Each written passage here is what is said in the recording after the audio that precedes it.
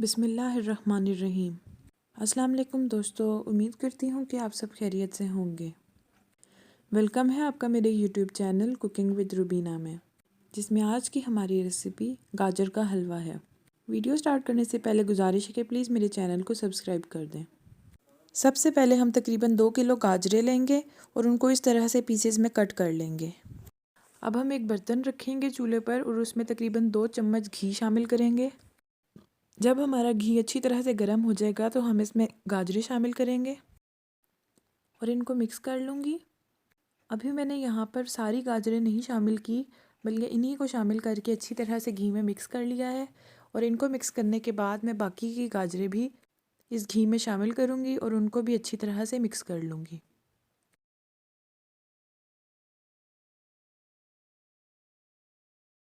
کبھی بھی آپ لوگ گاجر کا حلوہ بنائیں تو ان کو اس طرح سے گھی میں ضرور ایک بار ہلکا سا بھون لیں، اس سے حلوے کا ٹیسٹ اور زیادہ اچھا آتا ہے۔ اس طرح ہم گاجروں کو تقریباً 7 سے 8 منٹ کے لیے گھی میں فرائی کر لیں گے۔ گھی میں فرائی کرنے کے بعد ہماری گاجریں خود ہی اپنا پانی چھوڑنے لگتی ہیں، جیسے کہ آپ لوگ ویڈیو میں دیکھ سکتے ہیں۔ اس میں آپ لوگ خود سے پانی یا دودھ بالکل شامل نہ کریں، یہ اپنے ہی پانی میں خود ہی تقریباً 50% گل جاتی ہیں۔ یہاں پر ہمارے تقریباً 7 سے 8 منٹ ہو چکے ہیں۔ اب ہم دیکھتے ہیں کہ یہ ہماری گاجریں کک ہو گئی ہیں یا نہیں۔ یہ آپ لوگ دیکھ سکتے ہیں کہ ہماری گاجریں یہاں پر 50% کک ہو چکی ہیں۔ یہ نہیں ہے کہ بہت زیادہ سافٹ ہو گئی ہیں یا ابھی بہت ہارڈ ہیں۔ ہم نے 7 سے 8 منٹ کے لیے پکانا ہے اس کو۔ اب اس کے بعد ہم اس میں تقریباً 1 کپ دودھ شامل کریں گے اور ان دونوں چیزوں کو اچھی طرح سے مکس کر لیں گے۔ اور آپ لوگ دودھ کو پہلے اچھی طرح بوائل کر کے پھر اس میں شامل کریں تاکہ دودھ پھٹے نہیں۔ اب ہم اس کو تھوڑی دیر کے لیے پکنے کے لیے چھوڑ دیں گے جب تک کہ ہماری گاجریں اچھی طرح سے گل نہیں جاتے۔ بیچ بیچ میں ہم ڈھکن کھول کر اس کو تھوڑا چیک بھی کرتے رہیں گے کہ ہماری گاجریں گلی ہیں یا نہیں۔ اب ہم گاجروں کو میش کریں گے۔ ہم لوگ میشر بالکل یوز نہیں کریں گے اگر ہمیں گاجر کا کدوکش ہوئی ہوئی گاجروں والا حلوہ چاہیے۔ ہم اس طرح سے اسپون سے اس کو میش کریں گے، جیسا کہ آپ لوگ ویڈیو میں دیکھ سکتے ہیں۔ اس سے آپ لوگوں کو کدوکش کی ہوئی گاجروں جیسا حلوہ ہی ملے گا۔ گاجر کو کدوکس کرنے کے لیے بہت ٹائم لگتا ہے۔ آپ لوگ کسی کو بھی یہ حلوہ دکھائیں گے تو ان کو یہ نہیں پتہ چلے گا کہ یہ حلوہ بغیر گاجر کو کدوکش کیے ہوئے تیار کیا گیا ہے۔ اس طرح سے ہم ہلکے ہاتھ سے چمچ ہلاتے رہیں گے اور گاجروں کو میش کرتے جائیں گے۔ پھر اس کے بعد ہم لوگ اس میں باقی کے انگریڈینٹ شامل کریں گے۔ یہاں پر میں نے اس میں تقریباً 1 کپ چینی شامل کی ہے، اور اب اس کو بھی ہم لوگ گاجروں کے ساتھ اچھی طرح سے مکس کر لیں گے۔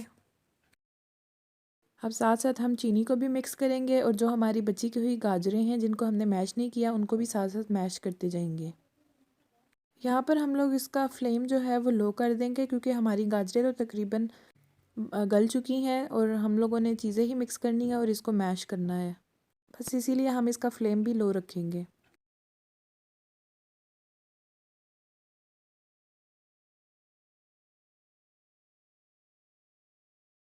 اب آپ لوگ دیکھ سکتے ہیں کہ حلوے میں پانی بالکل بھی نہیں رہا ہے، مطلب کہ ہمارا حلوہ تقریباً تیار ہے۔ اگر حلوے میں پانی رہ جائے تو وہ ٹیسٹی نہیں لگتا۔ اب ہم اس میں کھویا شامل کریں گے۔ میں نے یہاں پر 1 پاؤ کھویا شامل کیا ہے، اور اب ہم کھویا ڈالنے کے بعد بھی اس کو مزید 2 سے 3 منٹ کے لیے پکا لیں گے۔ کھوئے کو اچھی طرح سے مکس کرنے کے بعد ہم لوگ دیکھ لیں گے کہ ہماری حلوے میں اگر گاجر کے کچھ پیسز رہ گئے ہیں تو ہم ان کو بھی اچھی طرح سے مکس کر لیں گے اور چمچ کی مدد سے ان کو بھی میش کر لیں گے۔ پھر اس کے بعد ہم لوگ اس میں ڈرائی فروٹ شامل کریں گے۔ آپ لوگ کچھ بھی اس میں شامل کر سکتے ہیں، بادام، پستے، اخروٹ کچھ بھی شامل کر سکتے ہیں۔ میں نے یہاں پر کاجو استعمال کیے ہیں اور پستہ استعمال کیا ہے۔ ساتھ میں ہی میں نے اس میں الائچی پاؤڈر بھی شامل کیا ہے، اور اب ان چیزوں کو بھی ہم اچھی طرح سے مکس کر لیں گے۔ اور یہاں پر ہمارا مزیدار سا گاجر کا حلوہ تیار ہے۔ میں امید کرتی ہوں کہ میری ریسیپی آپ کو بہت پسند آئی ہوگی۔ اپنا فیڈ بیک کمنٹ سیکشن میں ضرور دیجیے گا، اور آخر میں گزارش ہے کہ پلیز میرے چینل کو سبسکرائب کر دیں۔ اپنا اور اپنے گھر والوں کا خیال رکھیے گا۔ اللہ حافظ۔